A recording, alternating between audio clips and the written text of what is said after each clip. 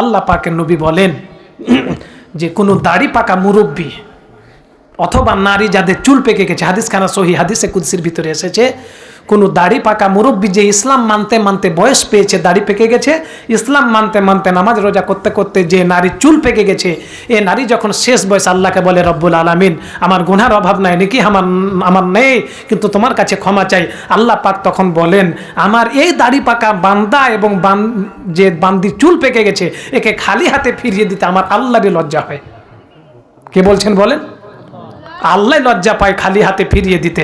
আপনাদের কাছে দোয়া চাই, আমার শহীদুল ভাইয়ের আম্মা অসুস্থ রয়েছেন, মুমূর্ষু অবস্থায় রয়েছেন। আল্লাহ পাক তার এই যে কষ্ট, একটা বছর থেকে তিনি কষ্ট করছেন, আল্লাহ পাক এই কষ্টের দরুন তার জীবনের ভুলভ্রান্তিগুলো মাফ করে দিয়ে আখিরাতের কঠিন কষ্ট থেকে যেন আল্লাহ তাকে পরিত্রাণ দেয়। বলেন আমিন।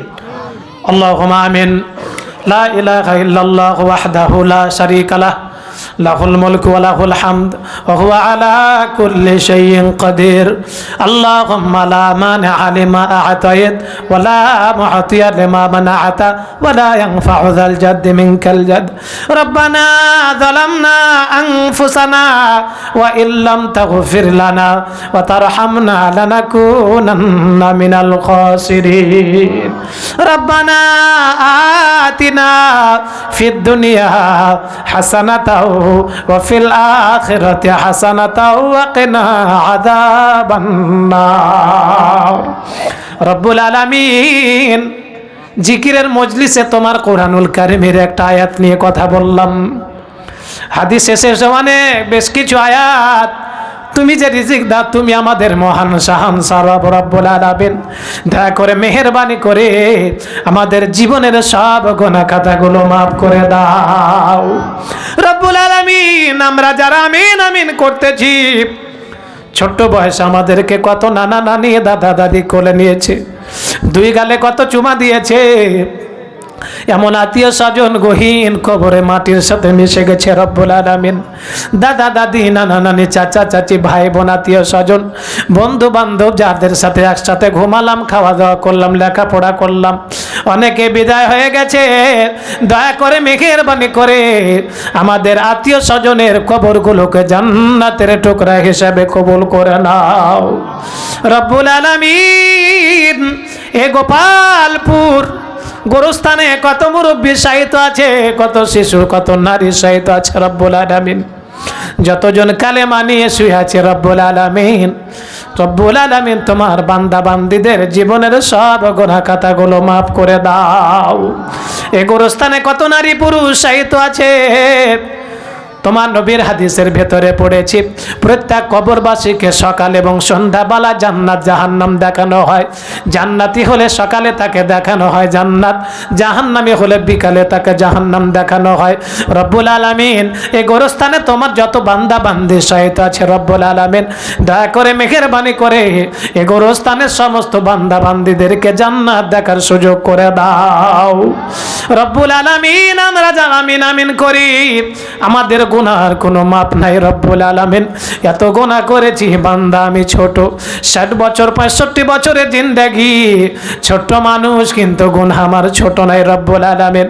দয়া করে মেহেরবানি করে আমাদের জীবনের সব গুনাহ খাতাগুলো মাফ করে দাও রব্বুল আলামিন। কলিজার টুকরা মা এবং বাবা অনেকের বিদায় হয়ে গেছে রব্বুল আলামিন। মা বাবা যাদের বিদায় হয়ে গেছে, পিতা মাতার কবরগুলোকে জান্নাতের টুকরা হিসেবে কবুল করে নাও। অনেকের শ্বশুর শাশুড়ি বিদায় হয়ে গেছে, সবচেয়ে ভালো খাবারটা শ্বশুর রব্বুল আলামিন অথবা শাশুড়ি জামাইয়ের সামনে তুলে ধরে রব্বুল আলামিন। এমন অনেকেরই শ্বশুর শাশুড়ি বিদায় হয়ে গেছে রব্বুল আলামিন, তাদের শ্বশুর শাশুড়ির জীবনের গুনাহ খাতাগুলো মাফ করে দাও। আমাদের যাদের শ্বশুর শাশুড়ি বেঁচে আছে, আমাদের যাদের পিতা মাতা বেঁচে আছে, হাত দারাজ করে দাও, খেদমত করা তৌফিক দান করো রব্বুল আলামিন। এদেরকে রব্বুল আলামিন সুস্থ রাখো, সবল রাখো রব্বুল আলামিন। রব্বুল আলামিন যতদিন বাঁচে ততদিন রোগমুক্ত ভাবে তোমার ইমানের উপরে তুমি তাদেরকে রাখো রব্বুল আলামিন। খাস করে রব্বুল আলামিন আমার বড় ভাই, আমার শহীদুল ইসলাম ভাই, আমাদের রব্বুল আলামিন ছোট ভাই আমরা কিন্তু অনেক স্নেহ করে, যেখানে দেখা হয় কথা হয় রব্বুল আলামিন। একসাথে কোনো জায়গায় লেখাপড়া করিনি, কিন্তু কত সুন্দর কথা হয় রব্বুল আলামিন। আম্মা অসুস্থ, 1টা বছর ধরে পাইপে করে খাবার দেওয়া হয়। রব্বুল আলামিন তোমার কাছে ফরিয়াদ, এ তোমারে বান্দি যতটুকু কষ্ট করেছে রব্বুল আলামিন, যদি আখিরাতে এ কষ্টের বিনিময়ে তুমি তার জন্য কল্যাণ রেখে রাখো, তবে কষ্ট রব্বুল আলামিন তুমি তার জন্য আখিরাতের জীবনকে কামিয়াবি করে দাও রব্বুল আলামিন। আল্লাহ ইমানের উপরে রাখো রব্বুল আলামিন। তুমি তার হায়াতে তৈয়বা দান করো, সুস্থতা দান করো রব্বুল আলামিন। সুস্থ করে তোমার এই বান্দিকে তোমার দরবারে ডাক দাও রব্বুল আলামিন। তোমার এই বান্দির জীবনের গুনাহ খাতাগুলো মাফ করে দাও রব্বুল আলামিন। শেষ বয়সে এসে যতটুকু কষ্ট করলেন রব্বুল আলামিন, এ কষ্টের বিনিময়ে দুনিয়ার জীবনে যতটুকু ছোটখাটো ভুল ভ্রান্তি পাপ হয়েছে তার জীবনের সব গুনাহগুলো মাফ করে দাও। এ মাহফিলকে কবুল করে নাও।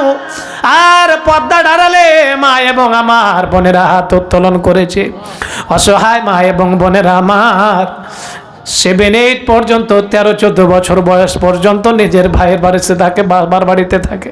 হঠাৎ বিয়ে হয়ে যায়, নিজের বাপের বাড়ি থেকে চলে আসে স্বামীর ঘরে।